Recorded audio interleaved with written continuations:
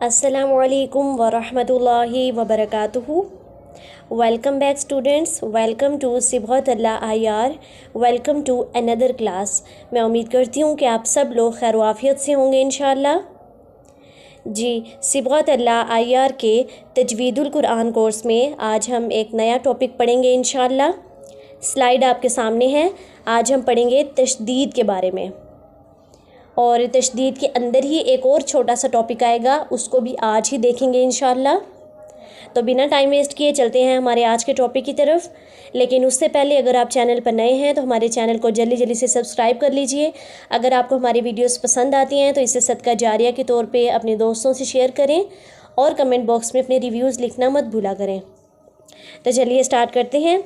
अऊज़ु बिल्लाहि मिनश शैतानिर रजीम, बिस्मिल्लाहिर्रहमानिर्रहीम। तशदीद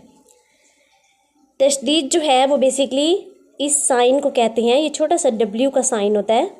तशदीद, जिस हर्फ के ऊपर तशदीद होती है वो हर्फ मुशद्दद कहलाता है। ठीक है, यानी बा है, बा के ऊपर तशदीद है तो इस वक्त बा मुशद्दद है। ठीक है, और तशदीद वाले हर्फ को पढ़ने का तरीका ये है कि एक तो इसको पीछे वाले हर्फ के साथ मिला के पढ़ा जाता है और दूसरा इसको अकेला भी पढ़ा जाता है। यानी कि तशदीद वाला हर्फ 2 दफ़ा डबल साउंड से अदा होता है। एक तो हम उसको अकेला भी पढ़ते हैं और दूसरा पीछे वाले हर्फ के साथ मिलाकर भी पढ़ा जाता है। जैसे इसी एग्ज़ाम्पल में देखिए, इसको पढ़ेंगे हमज़ा ता ज़बर अत, ता ज़बर ता, अत्ता। ठीक है, अब मैं इसको हमज़ा के साथ भी मिला रही हूँ और अकेला भी पढ़ रही हूँ। हमज़ा ता ज़बर अत, ता ज़बर ता, अत्ता। इसी तरह हमज़ा ता ज़ेर इत, ता ज़बर ता, इत्ता। हमज़ा ता पेश उत, ता ज़बर ता, उत्ता। अत्ता, इत्ता, उत्ता। तो अब आपको साउंड में थोड़ा सा प्रेशर नज़र आ रहा होगा। जिस हर्फ के ऊपर तशदीद होती है, यानी जो हर्फ मुशद्दद होता है, उसको थोड़ा सा हम प्रेशर देकर अदा करते हैं। अत्ता, इत्ता, उत्ता, ऐसा इस पे डबल साउंड की वजह से है। ठीक है, अच्छा एक और बात याद रखिए कि तशदीद के साथ साथ उस हर्फ के ऊपर ज़बर भी हो सकती है, ज़ेर पेश कुछ भी हो सकती है। इसी तरह तशदीद के पीछे भी ज़बर ज़ेर पेश कुछ भी हो सकता है। ठीक है, यहाँ तक तमाम कायदे समझ आ गए। अच्छा, अब एक और बात याद रखिए कि जो तशदीद है वो बा से लेकर जो तशदीद है वो बा से लेकर या तक, यानी तमाम मखारिज पे, तमाम हरूफ मुफरिदात पे आ सकती है। बा मुशद्दद से लेकर या मुशद्दद तक तमाम हरूफ हमें तशदीद के एग्ज़ाम्पल में मिल जाएंगे। ठीक है, तो इसकी एग्ज़ाम्पल पढ़ लेते हैं कुछ।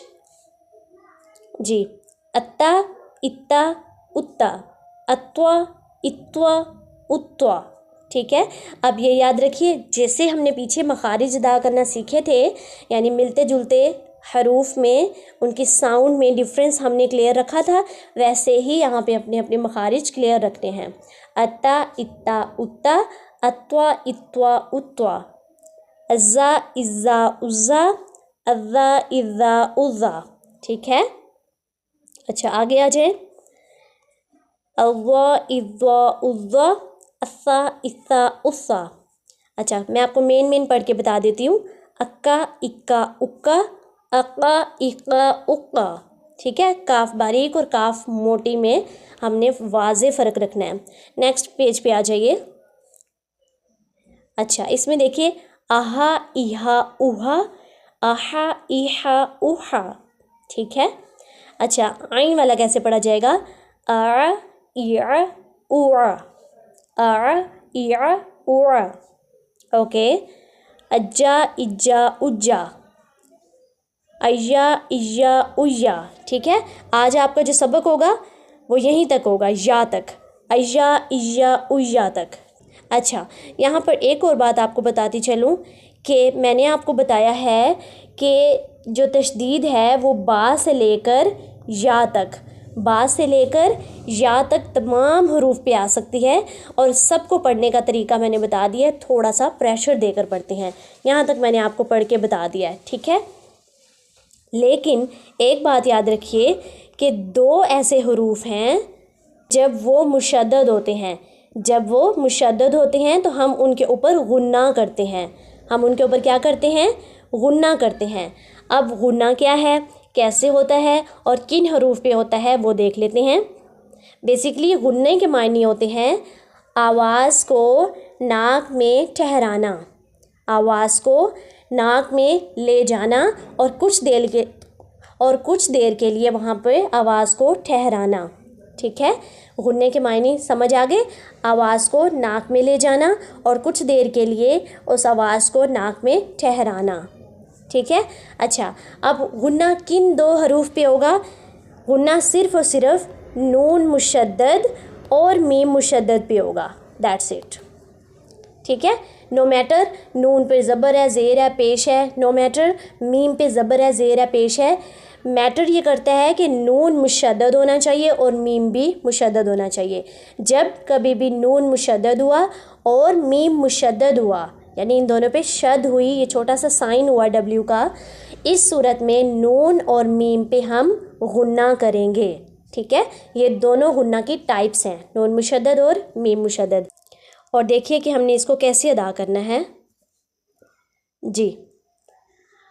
ये देखिए यहाँ पे मीम मुशद्दद नज़र आ रहा है, इसको पढ़ेंगे हमज़ा मीम ज़बर अम, मीम ज़बर मा, अम्मा, इम्मा, उम्मा।